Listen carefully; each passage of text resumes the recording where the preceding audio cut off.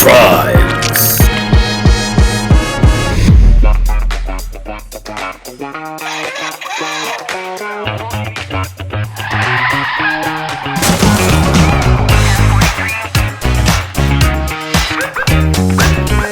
This is the most dangerous occurrence that we have ever reported on this She Crime series. In a moment, we will be showing you the actual video captured of this tragic event in which a life was taken. But first, some background about this arrestable offense, which occurred on August the 31st, 2022, this year. Investigators say that an argument broke out between a boyfriend and a girlfriend who was shopping at the Kroger store located at 4777 Kennard Avenue in Cincinnati, Ohio. So if you live there, you know the story. Apparently, this couple had no problem arguing in public or around the 8-month-old baby they shared custody of in the store. Many customers talked about this couple fighting. The man's girlfriend would ultimately leave the store before where she would await him bringing out the groceries after a time. If you stay around there long enough, you'll get arrested just for a public offense. And while his girlfriend sat inside of the van with her 8-month-old daughter, she noticed that her boyfriend had left his phone in the center console. Bad move on his part. Not too much better on hers. It was then that she decided to go through that phone, snooping. Now, she shouldn't have done that because in snooping, she found out that her sister and her boyfriend were engaging in an illicit affair together. And there's nothing else that drives women insane than somebody having sex with her boyfriend. Starting now, the girlfriend could not wait until he exited the Kroger in order to exact some street revenge on her boyfriend. She was going to get him no matter what it took. Now, the video which we are about to show you is the actual local news clip that day in which a Kroger camera caught her eyeing his exit from the store before gunning the van's engine in an attempt to mow him down and to kill him. Not to injure. When you see this crash, she meant to kill him. Her boyfriend, seeing that she was not going to stop, tried to jump clear of the van, but she caught him on the right side of his body, breaking his right leg before hitting the curb, which launched the vehicle up high on the store's wall exterior, and then hitting an innocent pedestrian who had a cane crossing a crosswalk who had nothing to do with this particular situation. Now, this man who was hit after her boyfriend died of his injuries at the University of Cincinnati Hospital Medical Center. After her vehicle comes to a full stop and is disabled from being damaged, she exits the vehicle and runs to her boyfriend's side on the ground and begins to beat him senseless while he is mortally wounded. This was a rough chick. She then seen getting back into her vehicle to grab her 8-month-old child before exiting on foot in an attempt to flee the scene. She was not going to be arrested. She was running out of there as the crowd gathered. It was then that she was stopped by a Good Samaritan and arrested by police at the scene. She got no further. Here now is a clip of that tragic incident. Case of a woman accused of intentionally plowing down her boyfriend with her minivan in a Kroger parking lot. She also hit a pedestrian who later died. WCPO 9 News reporter Whitney Miller was there this afternoon as her charges were announced. Whitney. Yeah, Tanya, Hamilton County Prosecutor Joe Dieter says it was jealousy and rage that led 24-year-old Tavia Chapman to put her foot on the gas. Now she's facing life in prison.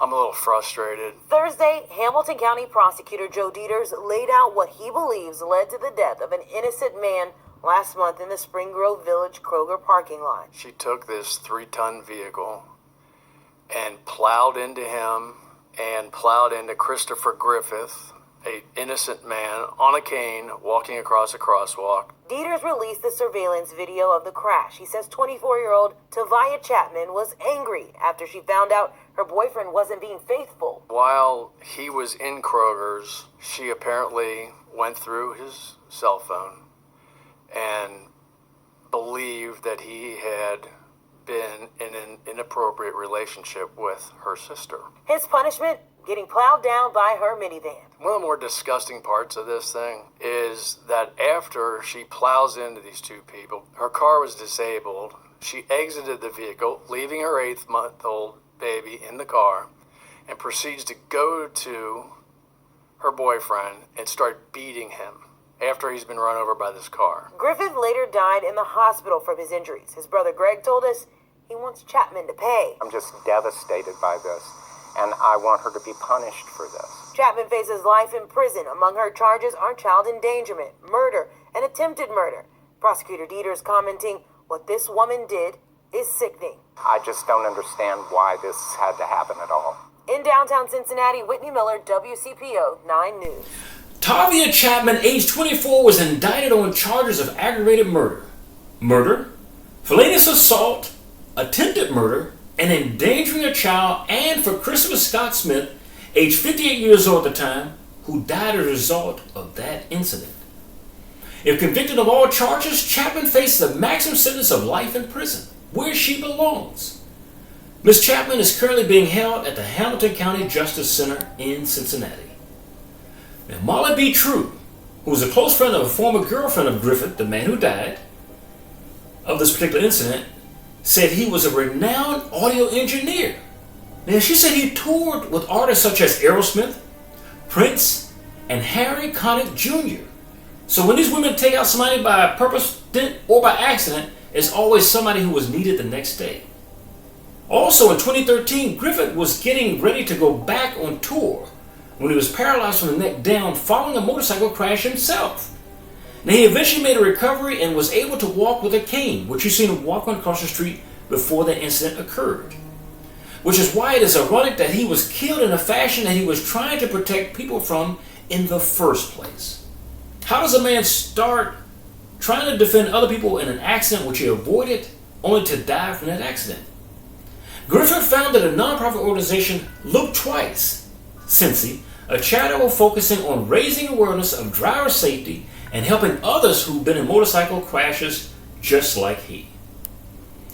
The girlfriend said, he saved my life on more than one occasion. Now, her name, which is true, said of him he was just golden as a person, just golden. And for something like this to happen, she said, it's just obscene. We'll leave you with tonight the final news clip in which he is in court being arraigned on the charges that I've just mentioned you. Now, Tavia Chapman has a lot to look forward to, but none of it is ever getting back on the street again. For She Crimes, this is Charles Rivers. Thank you for joining us. David. Yeah, Kyle, it is a story full of heartbreak and irony all the way around. The man killed was not even the alleged target, and he ran a non-profit aimed at driver safety. A completely innocent victim that was struck by the defendant while that victim was exiting Kroger's died from his injuries. That gentleman is depicted right here on his motorcycle. The assistant prosecutor at the bond hearing for 24-year-old Tavia Chapman. The picture the prosecutor was holding is this man, Scotty Griffith. My heart is just shattered, completely shattered. Molly B. True dated Scotty for 5 years, and even though they broke up in 2019, they remained close. She had texted him Wednesday. I saw that he hadn't read the text, so I had like a sick feeling in my stomach all day, and when I saw his friend Bill calling me, I knew that something was wrong. This is cell phone video from the scene. Police say Ms. Chapman was arguing with another man at the Kroger in Spring Grove Village when she got in her minivan and tried to run him down. Police say she hit him, breaking his leg, but then also hit Scotty Griffith, who was in the wrong place at the wrong time. She thought she hit the brake, perhaps she hit the gas, and that there was no intent to harm anyone, let alone kill somebody. Chapman's defense attorney argued for a low bond. The prosecutor argued for a high one, citing 2 other cases, an arrest in 2020 for allegedly using a hammer to break her ex-boyfriend's windows, and an arrest last year for allegedly beating her 7-year-old daughter with a belt and punching her in the face. I'm here on his behalf since he can't be. Molly spoke at the hearing this morning. She wants to make sure there is justice for her friend, known well throughout the local music and motorcycle communities, who survived a motorcycle crash and fought back from paralysis, only to start a non-profit to help others avoid getting hit by cars. Yeah, Molly says Scott Chapman used to be a sound man for Aerosmith and ZZ Top. He owned a well-known motorcycle shop in Newport, and then there was that nonprofit, Look Twice Cincy. A lot accomplished in his 58 years of life, cut short in an ironic twist of fate. Kyle?